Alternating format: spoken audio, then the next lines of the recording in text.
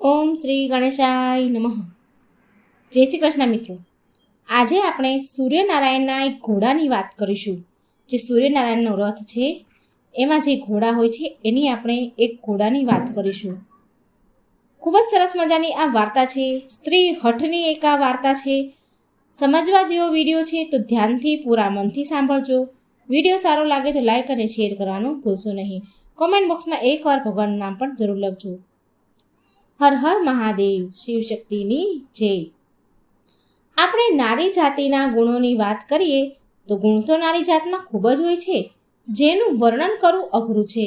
અને દુર્ગુણોની વાત કરીએ ને તો નારી જાતના 3 પ્રમુખ દુર્ગુણ છે જે વિનાશનું કારણ બને છે. પહેલો દોષ છે બિનજરૂરી જીદ, હઠ. બીજો દોષ છે બનાવટી રડવું.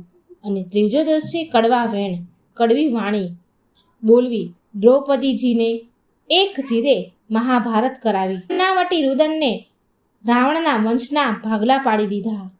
અને સ્ત્રીઓના કડવા વેણે, કડવા વચન થકી કેટલાય ઘર ઉજળી ગયા અને અનેક પરિવારો નષ્ટ થઈ ગયા. સ્ત્રીની વાણીમાં અમૃત પણ છે અને ઝેર પણ છે. કોને અમૃત આપવું અને કોને ઝેર આપવું તે તો તેના પર નિર્ભર હોય છે. પરંતુ જો આપણે સ્ત્રી જાતિના ત્યાગ, પ્રેમ, તપ અને સમર્પણની વાત કરીએ તો તેની પણ કોઈ સીમા નથી. પતિના પ્રાણ બચાવવા હાટું એક પત્ની યમરાજા પાસે પણ પહોંચી જાય છે. અને દોષની વાત કરીએ જ તો પોતાના જ પતિના મૃત્યુનું કારણ પણ સ્વયં બની જાય છે. એવા પણ અનેક દાખલાઓ ઉપલબ્ધ છે. તેવી જ આ એક વાર્તા કથા છે. આ વાર્તાનો વિડીયો બનાવવામાં ખૂબ જ મહેનત લાગી છે. માટે વાલા મિત્રો, આ અદ્ભુત પ્રાચીન રહસ્યમય વાર્તા કથાને અંત સુધી સાંભળજો. તમને ખૂબ જ રસ પડશે અને ગમશે. એક શીખ રૂપી વાર્તા છે. આ ખૂબ જ પ્રેરણાદાયક વાર્તા છે. માટે તમે અંત સુધી આ સાંભળજો. એક નગર અને એક નગરનો રાજા ખૂબ જ બુદ્ધિશાળી, બહાદુર, નીતિવાદી પ્રજાપાલક રાજા અને રાણી વચ્ચે ખૂબ જ પ્રેમ હતો. અપાર પ્રેમ. તમામ પ્રકારની સુખ સુવિધાઓ ઉપલબ્ધ હતી. એમ હોવા છતાં પણ તે રાજા રાણી દુઃખી રહેતા હતા, કારણ કે તેમને કોઈ સંતાન ન હતું. અને એ જ કારણથી રાજા અને રાણી દુઃખી હતા કે તેઓનું રાજ્ય કોણ સંભાળશે. વારસાગત તો હોવું જરૂરી છે ને. ત્યારે દાસી આવીને રાણીને કહે છે કે રાણીબા, દરવાજે એક સંન્યાસી આવ્યા છે, થોડું દાન પુણ્ય કરી દો.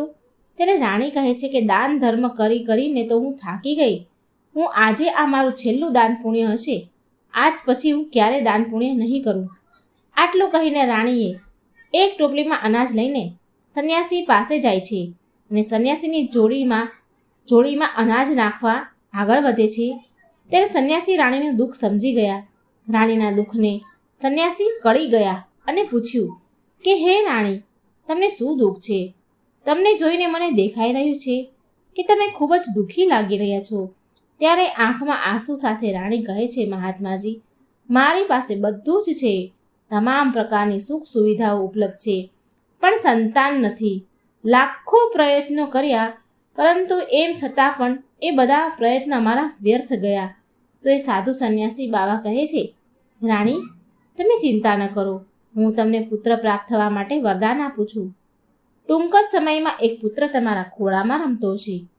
પરંતુ તમારો એ પુત્ર ફક્ત 15 વર્ષ જ તમારી સાથે રહેશે.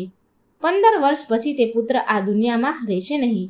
એમ કહીને સાધુએ પોતાની જોડીમાંથી ભભૂતિ કાઢી થોડી ભભૂતિ રાણીને આપી અને કહ્યું કે જો તમે આને રાજા સાથે મળીને આ ભભૂતિનું સેવન કરશો તો ભગવાનની કૃપા તમારા ઉપર અવશ્ય થશે.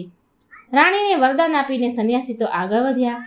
રાણીએ વિચાર કર્યો કે જો 15 વર્ષ માટે જ પુત્રનું સુખ મળશે તો પણ કમસે કમ સમાજના લોકોના મેણા ટોણા તો નહીં સાંભળવા પડે. એમ કહીને રાણી વિચારવા લાગી કે પોતાના પુત્રને 15 વર્ષ સુધી ખૂબ જ લાડ પ્રેમ કરશે અને તેને દરેક ક્ષણ ખૂબ જ ખુશ રાખશે. પોતાના પુત્ર વિશે વિચારીને રાણી ખૂબ જ ખુશ થવા લાગી. જ્યારે રાણી રાજા પાસે ગયા ત્યારે રાણી રાજાને વાત કરે છે કે આપણને એક સંન્યાસીએ એક પુત્રનું વરદાન આપ્યું છે. આપણે એક સંન્યાસી તરફથી પુત્રનું વરદાન મળ્યું છે. ત્યારે રાજા કહે છે કે રાણી, અત્યાર સુધી આપણે બંને રોજ દાન પુણ્ય કરતા આવ્યા છીએ. ગરીબોની મદદ પણ કરી છે, યજ્ઞ કર્યા છે, ભંડારની તો કોઈ ગણતરી થાય એમ જ નથી. આજ સુધી આપણે શું શું નથી કર્યું, તેમ છતાં આપણને સંતાન નથી કે ભગવાનના આશીર્વાદ આપણા ઉપર નથી. આ સાબિત થાય છે ભગવાનની કૃપા દ્રષ્ટિ આપણી ઉપર નથી. અને હવે તો આપણે વૃદ્ધ થઈ ગયા છીએ. આ ઉંમરે સંન્યાસીએ આપેલા વરદાનથી આપણને સંતાન ક્યાંથી થશે? રાણીએ કહ્યું, મહારાજ, આપણે જીવનમાં હજારો ઉપાય કર્યા છે, દાન, ધર્મ, યજ્ઞ, તપસ્યા કરી છે, છતાંય આપણને કંઈ મળ્યું નથી. હવે આ છેલ્લો ઉપાય છે અને એ પણ કરી લઈએ. ખબર તો પડે કે સંન્યાસોની ભભૂતિમાં શું ચમત્કાર છે. અને એ પણ કરી લઈએ. ખબર તો પડે કે સંન્યાસોની ભભૂતિમાં શું ચમત્કાર છે. રાજાએ ભભૂતિનું સેવન કર્યું અને બંને ભગવાનનું નામ લીધું અને સંન્યાસીએ આપેલી ભભૂતિનું સેવન કર્યું. થોડા વખત વીતી ગયા પછી ભભૂતિએ તેનો પ્રભાવ બતાવ્યો. રાણી ગર્ભવતી થયા. ત્યારે રાજાને આ સમાચાર મળ્યા ત્યારે રાજાની ખુશીનો તો કોઈ પાર ન હતો.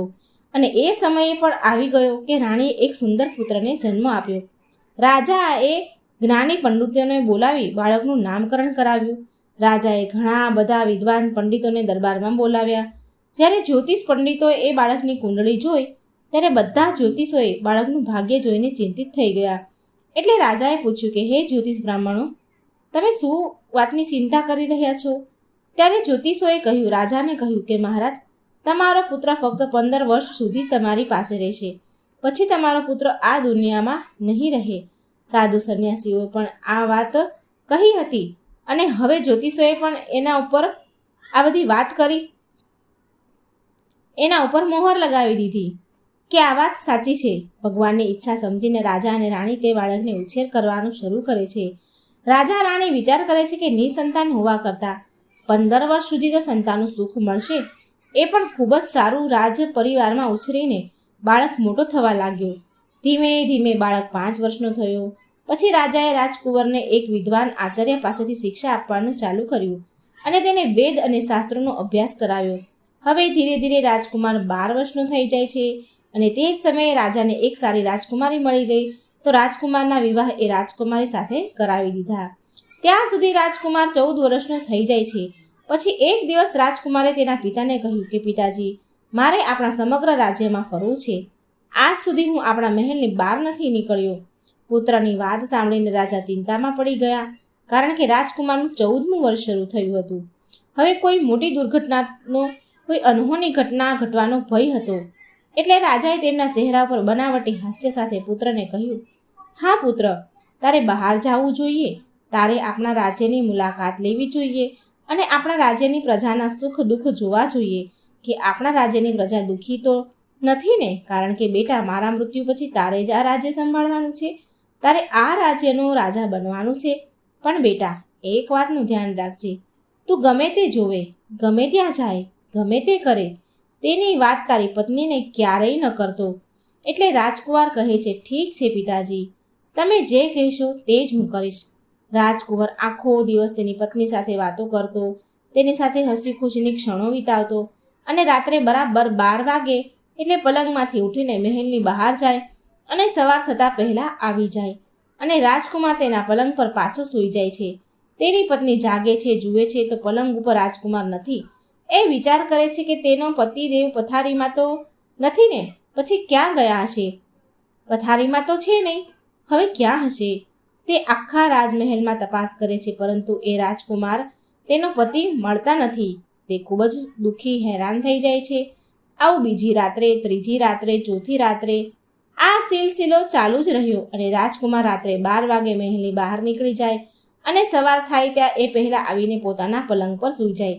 રાજકુંવરની પત્ની વિચારે કે મારા પતિ કોને મળવા જતા હશે, ક્યાં જતા હશે? એના પતિને પૂછવાની એની હિંમત ચાલતી ન હતી. રાજકુમારની પત્ની ખૂબ જ ચિંતામાં પડી ગઈ. એ આખરે મારા પતિ રોજ રાતે કોને મળવા જતા હશે? આવા અનેક પ્રકારના વિચારો રાજકુમારીના મનમાં ચાલી રહ્યા હતા. સાસુ સસરાને કહેવાનું મન તો થયું, પણ કુળની લાજ મર્યાદા વચ્ચે આવતી હતી. એટલે રાજકુમારીની પત્ની આ બાબતે ખૂબ જ વિચારી કરી રહી હતી અને ચિંતામાં રહેવા લાગી. એટલે બધા ચિંતિત રહેવા લાગી. એટલી બધી ચિંતામાં રહેવા લાગી કે કંઈ પણ ખાવા પીવાનું એને મન થતું નહીં. ધીરે ધીરે રાજકુમારે શરીરથી સુકાઈ ગઈ, દુબળી પડી ગઈ, કારણ કે રાજકુમારી તેના પતિની ચિંતા કરતી હતી અને એક સ્ત્રી માટે પોતાના પતિથી મોટી કોઈ ચિંતા નથી હોતી. તે રાજ્યમાં એક વૃદ્ધ માલણ ફૂલ વાળી રહેતી હતી.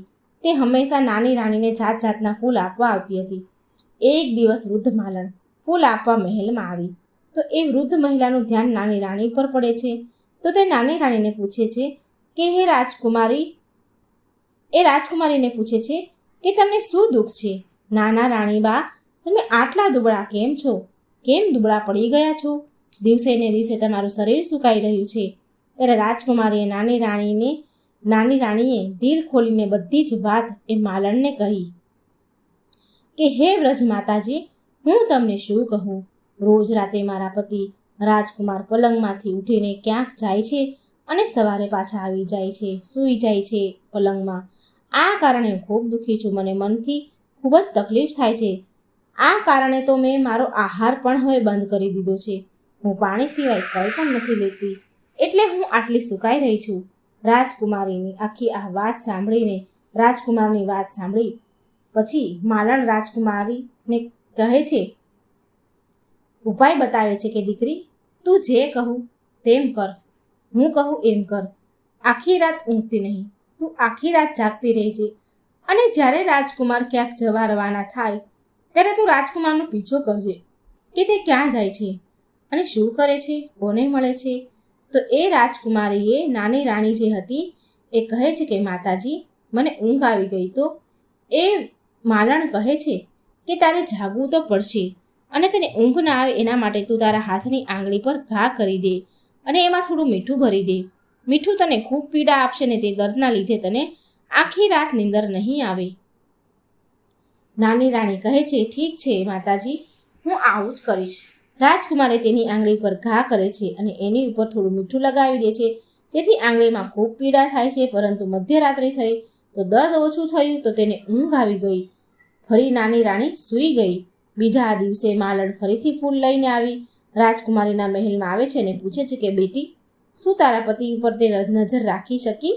જ્યારે રાજકુમારી ઉત્તર આપે છે નાની રાણી કે ના માતાજી, પીડાના કારણે હું અડધી રાત સુધી જાગતી રહી, પરંતુ પીડા જ્યારે થોડી ઓછી થઈ તો હું સૂઈ ગઈ. મને નીંદર આવી ગઈ અને મને નીંદર ક્યારે આવી એ મને ખબર જ ન પડી અને મારા પતિ ક્યારે ગયા એ હું જાણી ન શકી. માલણ કહે છે કે બેટી, તું દુઃખી ન થા, ભગવાન તારી મદદ જરૂર કરશે. તો આજ રાત્રે તારા હાથ પર ઘાને વધુ મોટો કર અને તેમાં મીઠું વધારે ભરી દે. તને અસહ્ય પીડા થશે, આખી રાત નીંદર નહીં આવે અને જ્યારે તારા પતિ રાત્રે પથારીમાંથી ઉઠે અને રાજમહેલની બહાર જવા લાગે ત્યારે તે જ સમયે તું તારા પતિનો રસ્તો રોકી લેજે, આડી ઊભી રહેજે અને તારા પતિને પૂછજે કે તમે ક્યાં જાઓ છો. રાજકુમારીએ વ્રજમાલણને કહ્યું, ઠીક છે માતાજી, આજ હું એમ જ કરીશ. અને તે રાજકુમારીએ નાની રાણીએ બિલકુલ ઊંઘ ન આવી તે દિવસે એને બરાબર ઘા કર્યો અને એમાં મીઠું ભરી દીધું, એટલે ઊંઘ્યા નહીં. જ્યારે મધરાત્રિ થઈ ને રાજકુમાર ઉઠીને મહેલની બહાર જાય છે કે તેની પત્ની દોડતી આવે છે અને તેનો રસ્તો રોકી લે છે. પૂછે છે, તમે ક્યાં જાઓ છો? તમે આમ અડધી રાત્રે રોજ કોને મળવા જાઓ છો? આજે તમારે મને આ વાત તો જણાવવી જ પડશે. રાજકુમાર કહે છે કે પ્રિય, જો હું આ રહસ્ય તને કહી દઈશ તો હું તને ફરીથી જોવા નહીં મળું. નહીં તો એ નાની રાણી રાજકુમારને કહે છે કે કંઈ વાંધો નહીં, પરંતુ તમે મધ્યરાત્રિએ ક્યાં જાઓ છો તે સત્ય તો તમારે મને જણાવવું જ પડશે. રાજકુમાર એની પત્નીને ખૂબ જ સમજાવે છે, પરંતુ રાજકુમારીની પત્ની માનતી નથી, જીદ કરે છે, હઠ કરે છે અને છેવટે રાજકુમારને એની જીદ આગળ ઝૂકવું જ પડે છે. એ રહસ્ય રાજ ઉજાગર કરવા લાચાર બની ગયા. બીજી તરફ રાજકુમારનું 14મું વર્ષ પૂર્ણ થવા આવ્યું હતું અને તેનું 15મું વર્ષ શરૂ થવાનું હતું. રાજકુમાર મનમાં વિચારવા લાગ્યા કે હવે ભગવાનની કૃપાથી જે થવાનું છે તે થવા દો. આમ વિચાર કરીને તે રાજકુમાર મંત્રો ઉચ્ચાર કરે છે. મંત્ર જાપ કરીને પોતાની પત્નીના બંને હાથમાં કેટલાક અનાજના દાણા મૂક્યા અને કહ્યું કે પ્રિય, તારી આ બંને મુઠ્ઠીમાં અનાજના દાણા છે. પહેલાં તારે જમણા હાથની મુઠ્ઠીના દાણા મારી ઉપર ફેંકવાના છે, પછી તને ખબર પડશે કે હું કોણ છું અને બરાબર તે જ સમયે તારે મારી ઉપર ડાબી હાથના મુઠ્ઠીના દાણા ફેંકવાના છે. જો તું ડાબા હાથની મુઠ્ઠીના દાણા મારી ઉપર ફેંકવાનું ભૂલી ગઈ તો હું તને ક્યારેય મળીશ નહીં. આટલું કહ્યા પછી રાજકુમારી પહેલા તેની જમણી મુઠ્ઠીના દાણા રાજકુમાર ઉપર ફેંકે છે અને શું જુએ છે કે રાજકુમાર અચાનક એક ખૂબ જ સુંદર સફેદ ઘોડામાં પરિવર્તિત થઈ જાય છે અને થોડી જ વારમાં એ ઘોડો ઝડપથી દોડવા લાગે છે. રાજકુમારી તે ઘોડાને ધ્યાનથી જોવા લાગી અને તે ભૂલી જાય છે કે તેને ડાબા હાથની મુઠ્ઠીના દાણા રાજકુમાર ઉપર ફેંકવાના હતા. રાજકુમારી તો ભૂલી જ ગઈ, તે તો ઘોડાને જોવામાં જ વ્યસ્ત થઈ ગઈ. ત્યાં સુધીમાં તો ઘોડો મહેલની ચારેય કોણ આંટો મારી દીધો અને ત્યાંથી પછી નીકળી ગયો અને અચાનક તેની નજર સામેથી ઘોડો અદૃશ્ય થઈ ગયો. પછી રાજકુમારી ઘોડાને પાછા ફરવાની રાહ જુએ છે, પરંતુ રાજકુમાર તો ઘોડામાં પરિવર્તિત થઈ ગયા અને જતા રહે છે અને પાછો આવતો નથી. હવે રાજકુમારી તેના કરેલા પર ખૂબ જ પસ્તાય છે, પોતાની જાતને કોસે છે, પરંતુ હવે તેની જાતને કોસવાથી કોઈ લાભ થવાનો હતો નહીં. સવાર પણ થઈ, રાજકુમાર પાછો આવ્યો નહીં. રાજકુમારીએ આ ઘટના તેના સાસુ સસરા એટલે કે રાજા રાણીને કહી જણાવી. આ સાંભળી એમના ઉપર તો જાણે આભ તૂટી પડ્યું. તેઓ ખૂબ દુઃખી થઈ ગયા. રાજા સાહેબ તો સમજી ગયા કે જે વાતનો મને ભય હતો તે ઘટના તો ઘટી જ ગઈ. રાજા સાહેબ ઈચ્છવા છતાં પણ કંઈ કરી શક્યા નહીં અને ધીમે ધીમે ખાટલા વશ થઈ ગયા અને રાહ જોતા રહેતા કે કોઈ ના કોઈ દિવસ તો મારો રાજકુમાર પાછો ફરશે જ ને. રાહ જોતા જોતા 3 મહિના વીતી ગયા, પણ રાજકુમાર પાછો આવ્યો નહીં. રાજાએ પોતાના સૈનિકોને મોકલી આખા રાજ્યના શહેર અને ગામડાઓમાં શોધખોળ કરાવી, પણ ક્યાંય રાજકુમારની ભાળ મળી નહીં. બીજી તરફ રાજકુમારી પણ તેના મનથી ખૂબ જ દુઃખી હતી કે તેની નકામી જીદના કારણે આ દિવસ જોવાનો વખત આવ્યો. તેણીએ પ્રતિજ્ઞા લીધી કે તેના મનથી દ્રઢ નિર્ણય લીધો કે તેના પતિને પાછો લાવવા માટે કંઈ પણ કરવા તૈયાર છે અને એક દિવસ તે ચોક્કસપણે તેને ઘરે પાછો લાવશે. હવે રાજકુમારી રાણી સવારે ઉઠીને તેના સાસુ અને સસરા પાસે જાય છે અને તેના સાસુ અને સસરા રાજા અને રાણીને કહે છે કે તે રાજ્યની બહાર જઈ રહી છે તેના પતિની શોધખોળ કરવા માટે. રાજા અને રાણીએ પણ એમના પુત્રને પાછો મેળવવાની અનુમતિ આપી અને કહ્યું, બેટા, તારી ઈચ્છા હોય ત્યાં જા, તારે જે કરવું હોય તે કર, તને પૂરી છૂટ છે. અમારા આશીર્વાદ તારી સાથે છે, પણ તું અમારા પુત્રને ઘરે પાછો લાવજે.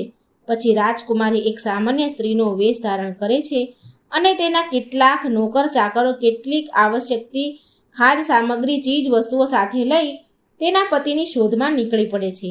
ચાલતા ચાલતા બંને રાજ્યનું સીમાડું આવે છે અને બંને રાજ્યના સીમાડા ઉપર ત્યાં સરહદ ઉપર એક ભોજનશાળા ખોલે છે. રાજકુમારી રાજ્યની સરહદ પર આવતા જતા મુસાફરોને મફતમાં ભોજન કરાવતી અને તેના ભોજનાલયમાં ભોજન કરવા આવતા લોકોની સામે ભોજન આપતા પહેલા એક શરત મૂકતી હતી કે તેમના જીવનમાં કંઈક અજુગતું, કંઈક અપ્રિય ઘટના ઘટી હોય તો તે મને જણાવો અને પછી જ ભોજન કરો. હવે સેંકડો પ્રવાસીઓ રાજકુમારીની ભોજનશાળામાં ભોજન કરવા આવતા અને તેમના જીવનની બનેલી જે કંઈ સારી કે ખરાબ ઘટના ઘટી હોય તે સંભળાવતા અને ભોજન કરીને પછી તેઓ ચાલ્યા જતા. પરંતુ રાજકુમારીને એના કામની વાત સાંભળવામાં આવતી નથી. તેને ઝંખના રહેતી હતી. આ રીતે ઘણા દિવસો વીતી ગયા. આ દરમિયાન એક બીજી ઘટના ઘટી કે જે વૃદ્ધ માલણ, જે નાની રાજકુમારી રાણી હતી, એને ફૂલ લાવી આપતી હતી, ફૂલ લઈને આવતી હતી એના માટે. તો એક તેને પુત્ર હતો. પુત્ર અને વહુ સવારે કામ કરવા જતા અને સાંજે પાછા આવતા. એમને એક 3 વર્ષનો બાળક પણ હતો. પુત્ર અને વહુ સવારે કામ પર જતા તો તેઓ તેમની પુત્રની સંભાળ રાખવાની જવાબદારી તેમની માતાજીને સોંપતા, કારણ કે વૃદ્ધ માતાજી ઘરે એકલા રહેતા હતા અને તેનો પુત્ર અને વહુ કામ પર જતા અને દરરોજ એ વૃદ્ધ માતાજી તેના પુત્રને ખવડાવે, રમાડે. તે વૃદ્ધ માતાજીને પાન ખાવાની આદત હતી અને એક દિવસ જ્યારે વૃદ્ધ માતાજીએ તેની થેલીમાં હાથ નાખ્યો તો જોયું કે તેની થેલીમાં પાન ન હતું. વૃદ્ધ માતાજીએ, જે માલણ હતા, તે પાન ખાવાની તેને તીવ્ર ઈચ્છા થઈ કે જો હું પાન નહીં ખાઉં તો મારો દિવસ કેવી રીતે પસાર થશે. આમ વિચાર કરી કે મારો પુત્ર અત્યારે રમી રહ્યો છે નાનો, હું નજીકમાં કોઈ દુકાને જઈને પાન લઈ આવું.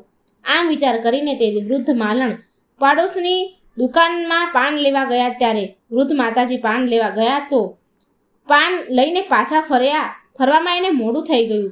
સમય થોડો વધારે લાગી ગયો. ત્યાં સુધીમાં તો એ માતાજીનો જે છોકરાનો છોકરો નાનો હતો, પુત્ર વધુ પણ ઘરે આવી ગયા અને તેઓએ જોયું કે તેમનો બાળક ઘરે એકલો રડી રહ્યો છે. પોતાના બાળકને એકલા જોઈને પુત્ર અને વહુને ખૂબ જ ગુસ્સો આવ્યો, કારણ કે એણે એની સાસુને, એ વૃદ્ધ માલણને છોકરાની જવાબદારી સોંપી હતી અને એકલો મૂકીને એ પાન લેવા જતા રહ્યા એ છોકરાને મૂકીને. એટલે એમના છોકરાને અને વહુને બહુ ગુસ્સો આવ્યો. ગુસ્સાથી લાલ પીળા થયા. ત્યાં સુધીમાં તો વૃદ્ધ માતાજી પાન લઈને ઘરે આવ્યા. ત્યારે પુત્રએ પૂછ્યું કે માં, તું આમ એકલા બાળકને મૂકીને ક્યાં ગઈ હતી? માલણ બોલ્યા કે બેટા, તને તો ખબર છે કે મને પાન ખાવાની આદત છે, ટેવ છે મને, તો હું પાડોશની દુકાનમાં પાન લેવા માટે ગઈ હતી. દીકરાએ કડક શબ્દોમાં સૂચના આપી કે માં, આજ પછી તું મારા દીકરાને એકલો મૂકીને ક્યાંય ન જતી. કહે છે, સારું બેટા, ફરી આવી ભૂલ નહીં થાય. બીજા દિવસે વૃદ્ધ માતાજી તે વાત ભૂલી ગયા અને ફરીથી પાન લેવા ગયા. ત્યારે તેનો દીકરોને બહુ કામ પરથી પાછા આવ્યા ત્યારે તેમણે જોયું કે તેનું બાળક ફરીથી એકલો રડી રહ્યું છે. આ દ્રશ્ય જોઈને વૃદ્ધ માતાજીના દીકરાએ અને વહુએ ગુસ્સાની એની કોઈ સીમા ન રહી. એટલે વૃદ્ધ માતાજીએ માલણને ઘરની બહાર કાઢી મૂક્યા અને દરવાજો બંધ કરી દીધો. હવે એ વૃદ્ધ માલણ રાત્રે ઘરની બહાર એકલી બેસી રડતી હતી. જ્યારે તેના દીકરા અને વહુએ દરવાજો ન ખોલ્યો ત્યારે અંતે થાકીને વૃદ્ધ માલણ આગળ ચાલવા લાગ્યા. ધીમે ધીમે જંગલ તરફ જઈ રહ્યા હતા. પછી એણે એ વૃદ્ધ માલણે જોયું કે એક વિશાળ ગાય સામેથી આવી રહી છે. ગાયને જોઈને વૃદ્ધ માતાજીએ વિચાર કર્યો કે જો હું આ ગાયની પાછળ પાછળ ચાલું તો આ ગાય મને કોઈ ગામમાં લઈ જશે. આમ વિચાર કરીને વૃદ્ધ માતાજી ગાયની પાછળ પાછળ ચાલવા લાગ્યા. ધીમી ગતિએ આગળ વધી રહી હતી ગાય, અને થોડે દૂર ગયા પછી એક મોટો પથ્થર આવ્યો. ગાયે એ પથ્થરને પાસે આવી અને થોભી ગઈ. તેના શિંગડા વડે તે પથ્થરને હટાવ્યો ગાયે કે તરત જ પાતાળ લોકનો રસ્તો ખુલ્યો. ગાય પાતાળ લોકમાં જવાનો માર્ગ જવા લાગી અને વૃદ્ધ માતાજી તે માલણ પોતાની આંખોથી આ દ્રશ્ય જોઈ રહ્યા હતા. વૃદ્ધ માલણે આ પાછળ ગાયની પૂંછડી પકડી લીધી અને તે ગાયની સાથે સાથે ચાલવા લાગ્યા. આગળ જતા તે માલણ ગાયની પૂંછડી છોડી દીધી અને વૃદ્ધ માતાજી આશ્ચર્યચકિત થઈને જુએ છે નજારા જોઈને તેની આંખો ફાટી ગઈ. દરેક જગ્યાએ ઘણા બધા દીપક પ્રગટી રહ્યા હતા. મોટા મોટા દીપક ઝગમગી રહ્યા હતા અને તેમાંથી વિવિધ પ્રકારના પ્રકાશ નીકળી રહ્યા હતા. એક અદ્ભુત ઘટના ઘટે છે અને તે જ સમયે એક અદ્રશ્ય વ્યક્તિ આવે છે અને તે ગાયને સાંકળથી બાંધે છે અને દૂધ દોવા લાગે છે. આ દ્રશ્ય જોઈને વૃદ્ધ માલણ ખૂબ જ ડરી ગયા. મનમાં વિચાર કરે છે કે આજે હું ક્યાં અટવાઈ ગઈ. વૃદ્ધ માતાજી સંતાવા માટે એને કોઈ જગ્યા શોધે છે અને કોઈ ખૂણો શોધી અને સંતાઈ જાય છે. થોડી વાર પછી જુએ છે કે એક સુંદર ભૂરો ઘોડો આવે છે અને એક નાના કુંડામાં એ કૂદકો મારે છે કે એ કુંડામાં પડ્યા પછી અચાનક એ ઘોડા પોતાનું રૂપ બદલે છે. ઘોડામાંથી એક સ્વરૂપ ભગવાન રાજકુમારનું રૂપ ધરે છે, ભગવાન જેવું રૂપ ધરે છે. પછી સારું રજવાડી પોશાક પહેરે છે. થોડા અંતરે એક પલંગ બનાવવામાં આવ્યો હતો. રાજકુમાર એ પલંગ ઉપર જઈને બેસી જાય છે ત્યારે અચાનક તેની સામે એક સુંદર ભોજનનો થાળ આવે છે. રાજકુમાર તે જ પલંગ પર બેસીને ભોજન કરે છે. ત્યાં રાજકુમારના રૂમમાં એક પોપટ રહેતો હોય છે. પોપટ આવીને રાજકુમારની સામે બેસી જાય છે. પછી રાજકુમાર પોપટ તરફ જુએ છે અને પૂછે છે કે પોપટ, મારા માતા પિતા પૃથ્વી પર શું કરે છે? ત્યારે પોપટ રાજકુમારને ઉત્તર આપે છે કે રાજકુમાર, પૃથ્વી પર તમારા માતા પિતા આ સમયે ખૂબ જ દુઃખી હાલતમાં છે. તેઓ તેના પુત્રના વિયોગમાં ખૂબ જ દુઃખી છે, રડી રહ્યા છે. પછી રાજકુમાર પૂછે છે કે પોપટ, આ સમયે મારા રાજ્યની સંભાળ કોણ રાખે છે અને મારી પત્ની શું કરે છે? પછી પોપટ કહે છે કે તમારું રાજ્ય તમારો પ્રધાન ચલાવી રહ્યો છે અને તમારી પત્ની રાજકુમારીએ રાજ્યના સીમાડા ઉપર ભોજનશાળા ખોલી છે અને ત્યાં આવતા જતા પ્રવાસીઓને ભોજન કરાવે છે.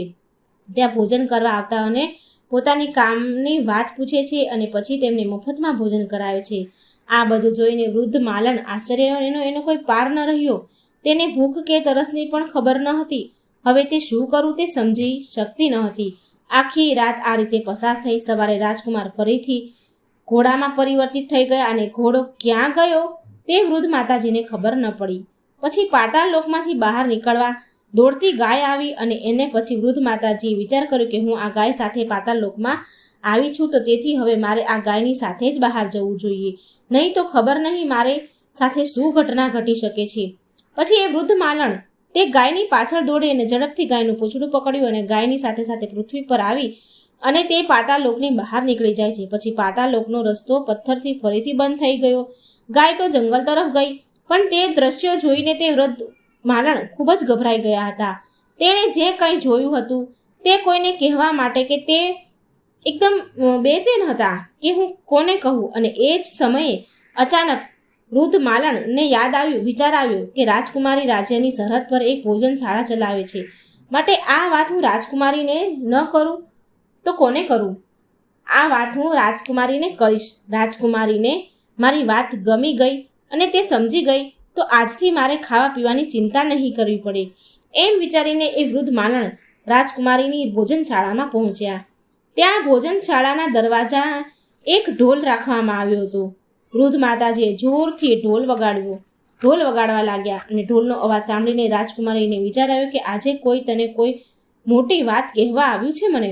સૈનિકોને આદેશ આપ્યો કે જાઓ એને તપાસ કરો કે બહાર કોણ આવ્યું છે.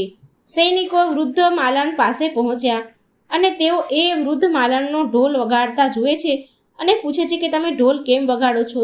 તો વૃદ્ધ માલણ કહે છે કે મેં સાંભળ્યું છે કે અહીં ભોજનશાળામાં ભોજન મફતમાં મળે છે, એટલે હું તમારી પાસે ભોજનશાળામાં ભોજન કરવા માટે આવી છું. તો સૈનિકોએ જવાબ આપ્યો કે માતાજી, તમને ભોજન તો મળશે, પણ એ માટે તમારે કંઈ નવી વાત કરવી પડશે.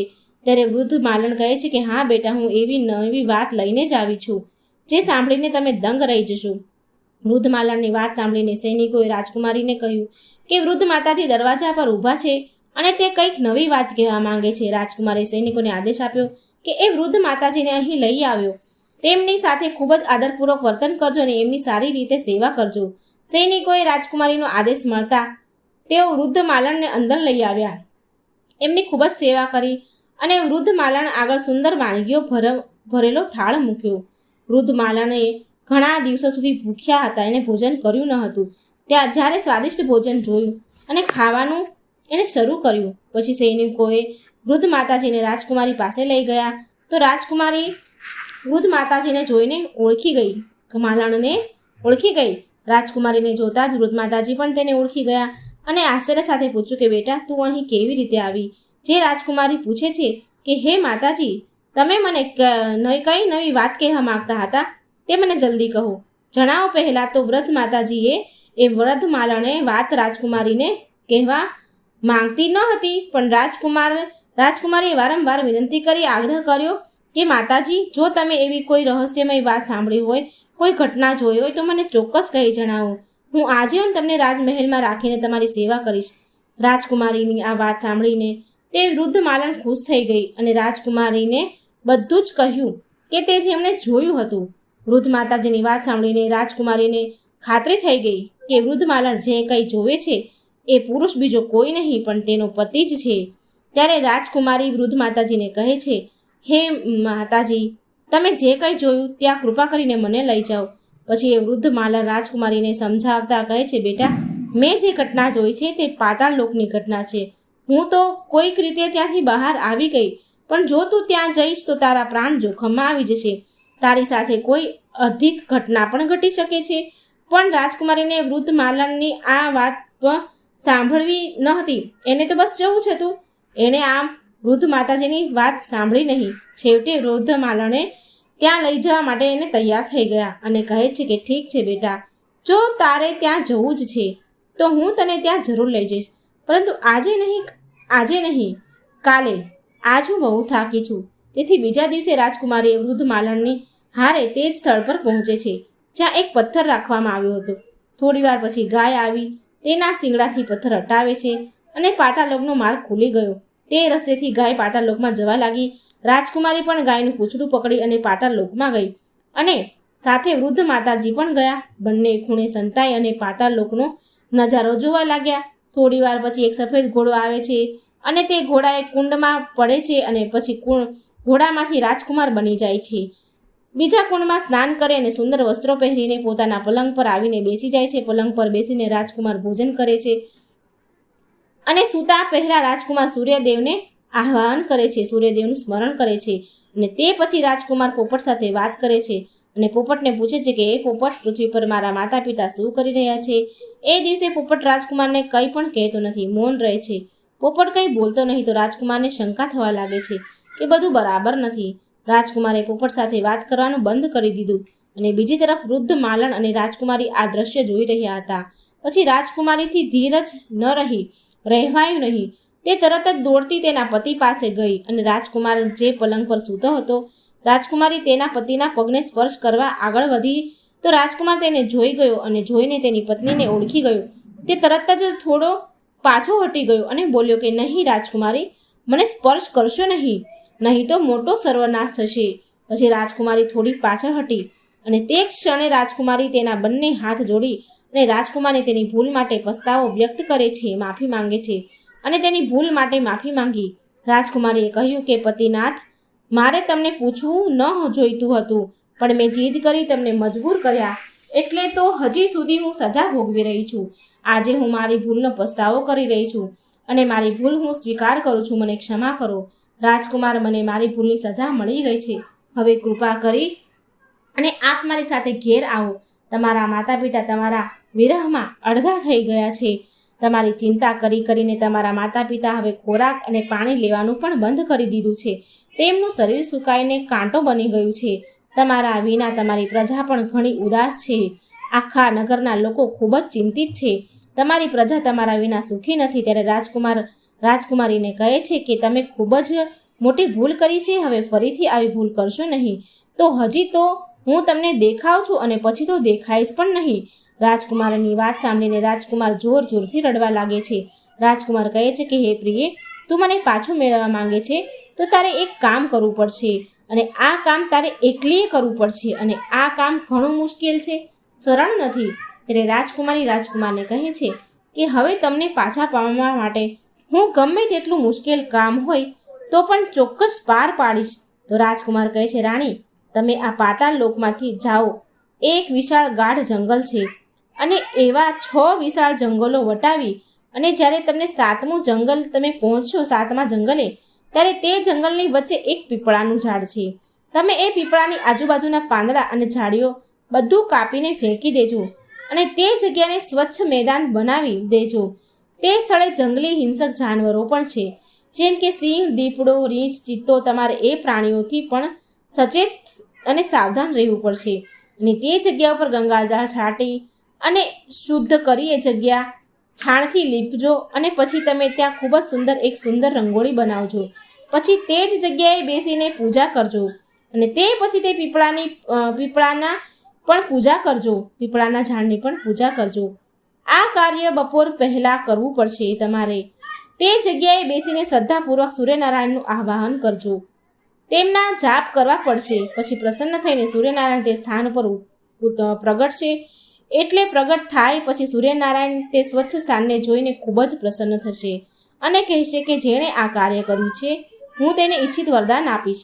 પછી તમે સૂર્યનારાયણના રથનો ડાબો ઘોડો વરદાનમાં માંગી લેજો. આ કાર્ય તમે પૂર્ણ કરો તો જ તમે મને ફરી વખત પામી શકશો. આટલું કહી રાજકુમાર પોતાના પલંગ પર સૂઈ ગયા અને રાણી રાજકુમારી સવાર પડવાની રાહ જોવા લાગ્યા. સવાર પડતા જ ગાય દોડતી આવે છે અને પાતાળ લોકથી બહાર જાય છે. ત્યારે એ રાજકુમારીને વૃદ્ધ માતાજી બંને ગાયનું પૂંછડું પકડીને બહાર પૃથ્વી પર આવી ગયા.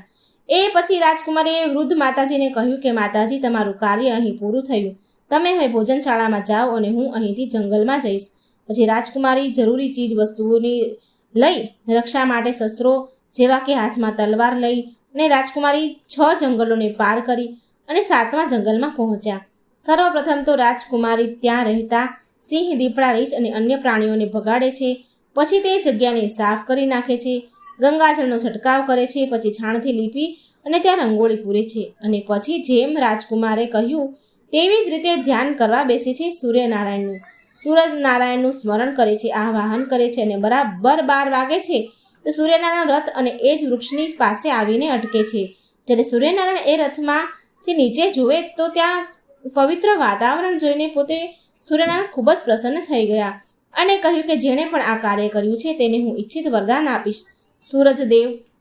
સૂર્યનારાયણ નીચે આવ્યા તો રાજકુમારી તેમની સમક્ષ જઈ અને હાથ જોડીને ઊભી રહી અને કહ્યું કે હે પ્રભુ, આ સ્થળને સ્વચ્છ મેદાન મેં કર્યું છે. તો સૂર્યનારાયણ કહે છે કે તારું આ કાર્ય જોઈને હું ખૂબ પ્રસન્ન થયો છું. જે માંગવું હોય તે વરદાન માંગી લે. ત્યારે રાજકુમારીએ માંગણી કરી કે હે સૂર્યદેવ, હે પ્રભુ, મને તમારા રથનો ડાબો ઘોડો આપો. ત્યારે સૂર્યનારાયણ કહે છે કે ના, હું તને બીજું કંઈ પણ આપી શકું છું, પણ મારા રથનો ડાબો ઘોડો હું તને નથી આપી શકતો. મારી પાસે મારા રથ સિવાય બીજા 12 ઘોડા છે. જો તું ઈચ્છે તો તેમાંથી કોઈ પણ ઘોડો માંગી લે, પણ હું આ રથનો ડાબો ઘોડો તને નથી આપી શકતો. તું ભલે મારા રથનો જમણો ઘોડો માંગી લે. પણ સૂર્યદેવના ના પાડવા છતાં પણ રાજકુમારી ડાબો ઘોડો વારંવાર માંગતી રહી અને તે કહેવા માંડી કે હે મહારાજ, હે પ્રભુ, જો તમે મને તમારા રથનો ડાબો ઘોડો નહીં આપો તો હું મારા પ્રાણની આહુતિ આપી દઈશ. રાજકુમારની વાત સાંભળીને સૂર્ય ભગવાન ખૂબ જ મજબૂર થઈ ગયા, કારણ કે સૂર્યદેવ રાજકુમારીને વચન આપ્યું હતું કે આપેલા વચનથી પાછી પાની તો હવે કરી શકાય નહીં. છેવટે સૂર્યનારાયણે કહ્યું કે ઠીક છે બેટા, મારા રથનો ડાબો ઘોડો તને આપ્યો, પણ એ ઘોડો અહીં નથી, પાતાળ લોકમાં છે. તારે પાતાળ લોકમાં જવું પડશે. રાજકુમારે કહ્યું કે હે સૂર્યદેવ, હું ક્યાંય પણ જવા તૈયાર છું. પછી સૂર્યદેવ તો વરદાન આપીને અંતર્ધ્યાન થઈ ગયા. રાજકુમારી પછી વૃદ્ધ માલણ પાસે જાય છે અને કહે છે કે આપણે હવે છેલ્લી વખત પાતાળ લોકમાં જવું પડશે. સાંજ પડતા રાજકુમારી અને માલણ એ પથ્થર હટાવે છે અને આવીને ઊભા રહી જાય છે. સાંજ પડે એટલે ગાય આવી. ગાયે તેના શિંગડાથી પથ્થર હટાવ્યો અને પથ્થર હટતા જ પાતાળ લોકનો દરવાજો ખુલ્યો. રાજકુમારી અને વૃદ્ધ માતાજી ગાયનું પૂંછડું પકડી અને પાતાળ લોકમાં આવ્યા. ત્યારે ભોજન કરીને રાજકુમાર પોપટની સાથે વાતો કરી રહ્યા હતા. પોપટ, મારા માતા પિતાનો શું હાલ છે? ત્યારે પોપટે કહ્યું, રાજકુમાર, તમારા માતા પિતા તમારી ચિંતામાં હવે મૃત્યુના હારે છે. આ સાંભળીને રાજકુમારની આંખોમાં આંસુ આવી ગયા. પછી રાજકુમાર પૂછે છે કે પોપટ, મારું રાજ્ય કોણ ચલાવે છે? પોપટ કહે છે, તમારો પ્રધાન સેવક તમારું રાજ્ય ચલાવે છે. છળ કપટ બેઈમાની કરી અને રાજ્યની તિજોરી ખાલી કરી રહ્યો છે. તે પ્રજા ઉપર ખૂબ જ અત્યાચાર કરી રહ્યો છે, જુલમ કરી રહ્યો છે. પોપટના મુખેથી આવી વાત સાંભળી અને રાજકુમારને ખૂબ જ ક્રોધ આવી ગયો. પછી રાજકુમાર પૂછે છે કે પોપટ, મારી પત્ની શું કરે છે? આ પ્રશ્ન પછી પોપટ કશું બોલતો નથી. તે સાવ ચૂપ થઈ ગયો. હવે રાણીનો સંયમ તૂટવા લાગ્યો. તે દોડીને તેના પતિની સમક્ષ આવી અને એ જ સમયે રાજકુમાર રાણીને કહેવા લાગ્યા કે હે રાજકુમારી, હવે હું તમને પ્રાપ્ત થઈ ગયો છું. તમે મારી તપસ્યા અને ભક્તિથી મને જીતી લીધો છે, મને ફરીથી પામી લીધો છે. ત્યારે રાજકુમારી રડતા રડતા કહે છે કે હે નાથ, તમે હવે પાછા ઘોડો તો નહીં થઈ જાઓ ને? ત્યારે રાજકુમારે જવાબ આપ્યો કે ના રાણી, હવે સૂર્ય ભગવાન તરફથી તમે મને મુક્ત કરાવી દીધો છે, તેથી હવે હું ફક્ત તમારો જ છું. હવે હું ફરી ક્યારેય ઘોડો નહીં બનું. રાજકુમારે રાજકુમારીને આગળ કહ્યું કે હે રાજકુમારી, તે મને પામવા માટે આટલા બધા કષ્ટો લીધા છે, તે કેટલાય કષ્ટો સહન કર્યા છે, એટલે તો સૂર્યદેવે મને આ જન્મમાંથી હંમેશા માટે મુક્ત કર્યો છે. રાજકુમારી પ્રેમથી રાજકુમારને ગળે લાગી. જ્યારે સવાર થઈ ત્યારે તે ગાયની સાથે તેની પત્ની અને વૃદ્ધ માલણ સાથે પૃથ્વી પર આવ્યા. પૃથ્વી પર આવતા જ વૃદ્ધ માતાજી અને રાજકુમાર ભોજનશાળાનો બધો સરસામાન ગરીબોમાં વહેંચી દીધું અને તેઓ પોતાના રાજ્યમાં પાછા ફર્યા. રાજકુમારને જોઈને પ્રધાન ખૂબ જ ચિંતિત થઈ ગયો. એણે તો વિચાર કર્યો હતો કે રાજાને કોઈ પુત્ર નથી અને રાજા તો હવે વૃદ્ધ થઈ ગયા છે, માટે હવે આ રાજ્ય તો એનું જ છે. હવે રાજકુમારને તે પ્રધાનને પકડી લે છે, જેલમાં કેદ કરાવી દે છે. તે પ્રધાનને તેણે પોતાના સિંહાસનને સંભાળ્યું અને બધું જ કાર્યભાર પોતાના હાથમાં લઈ લીધો. પછી રાજકુમાર તેમના વૃદ્ધ માતા પિતાને મળવા જાય છે અને જુએ છે કે પોતાના પુત્રના વિરહમાં માતા પિતા સંપૂર્ણપણે સુકાઈ ગયા હતા. રાજા અને રાણીની આંખમાંથી તો આંસુઓની ધારા વહેવા લાગી. તેમની વધતી ઉંમર અને પુત્રના વિરહના કારણે બંને વૃદ્ધ થઈ ગયા હતા અને પુત્રને જોતા તેમના શરીરમાં એક નવી ઉર્જા, એક નવી શક્તિ આવી ગઈ. તેઓ તરત જ તેમના પુત્રને ભેટી પડ્યા. રાજા અને રાણીની અંદર અચાનક જીવ આવી ગયો. થોડા દિવસો પછી તે પથારીમાં ઉઠીને ફરવા લાગ્યા. પછી રાજકુમારના પાછા ફરવાના સમાચાર સમગ્ર રાજ્યમાં ફેલાઈ ગયા અને રાજકુમાર રથ પર બેસી અને તેમની પ્રજાને દર્શન આપે છે અને વચન આપે છે કે હવે પછી તમારી ઉપર કોઈ જુલમ નહીં કરે, કોઈ અત્યાચાર નહીં કરે. મારા માતાજી વૃદ્ધ માતા પિતા અને અક્ષમ થયા તો અમારા દુષ્ટ મંત્રીએ તેમની ઈચ્છા વિરુદ્ધ તમને બંદી બનાવી દીધા હતા. અસક્ષમ હતા મારા માતા પિતા, માટે તમારે આટલું કષ્ટ ઉપાડવું પડ્યું, પણ હવે હું આવી ગયો છું. પછી રાજા અને રાણી પુત્રને બધું રાજપાટ સોંપી અને ભગવાનની ભક્તિમાં લાગી ગયા. ને વૃદ્ધ માતાજી જે માલણ હતા તે રાજકુમારીએ પોતાના વચન અનુસાર રાજમહેલમાં તેને રાખી લીધા અને એમની સેવા કરવાની ખાતરી આપી. બીજી તરફ રાજકુમાર પોતાની પ્રિય રાણી સાથે રાજી ખુશીથી તે પોતાનું જીવન જીવવા લાગે છે. આ વાતનો અર્થ તાત્પર્ય એ છે કે જો સ્ત્રી તેના પતિ પ્રત્યેની સાચી ભક્તિ હોય તો વિધાતાના લેખને પણ બદલી શકે છે. પતિવ્રતા સ્ત્રીઓએ તો બ્રહ્માંડના મોટા મોટા દેવોને પણ તેમના વશમાં કરી લીધા હતા. રાજકુમાર તેની પત્નીને સમજાવે છે કે સ્ત્રીઓમાં આ સૌથી મોટી ખામી છે કે જો તેઓ કંઈક કરવા માટે જીદ કરે છે તો પછી તેઓને ગમે તેટલી મોટી કિંમત કેમ ન ચૂકવવી પડે, પણ તે પોતાની જીદને પૂરી જ કરાવે છે. હે રાણી, જો તમે જીદ ન કરી હોત તો હું તમારાથી અળગો ન થયો હોત. જો આપણે નારી જાતિના ગુણોની વાત કરીએ તો ગુણ તો નારી જાતિમાં ખૂબ જ હોય છે, જેનું વર્ણન કરવું પણ અઘરું છે. અને દુર્ગુણોની વાત કરીએ તો નારી જાતિના 3 પ્રમુખ દુર્ગુણ છે. વિનાશનું કારણ બને છે. પહેલો દોષ બિનજરૂરી જીદ હઠ, બીજો દોષ બનાવટી રડવું અને ત્રીજો દોષ કડવા વેણ કડવી વાણી. દ્રૌપદીજીની એક જીદે મહાભારત કરાવી દીધું. સુરપંખાના બનાવટી રડવાના કારણે રાવણનો વંશ થયો અને સ્ત્રીઓના કડવા વેણ કડવી વાણી થકી કેટલાય ઘર ઉજળી ગયા અને અનેક પરિવારો નષ્ટ થઈ ગયા. સ્ત્રીની વાણીમાં અમૃત પણ છે અને ઝેર પણ છે. કોને અમૃત આપવું, કોને ઝેર આપવું, એ તો સ્ત્રી પર જ નિર્ભર છે. જો મિત્રો તમને આ વાર્તા ગમી હોય, સૂર્યનારાયણના ડાબા ઘોડાની વાર્તા હતી. રથનો જે ઘોડો હોય એમાં ડાબી બાજુના ઘોડા હોય એની આ વાર્તા હતી. તમને વિડીયો પસંદ આવ્યો હોય તો લાઈક અને શેર કરવાનું ભૂલશો નહીં. જય શ્રી કૃષ્ણ. રાધે રાધે. Thank you.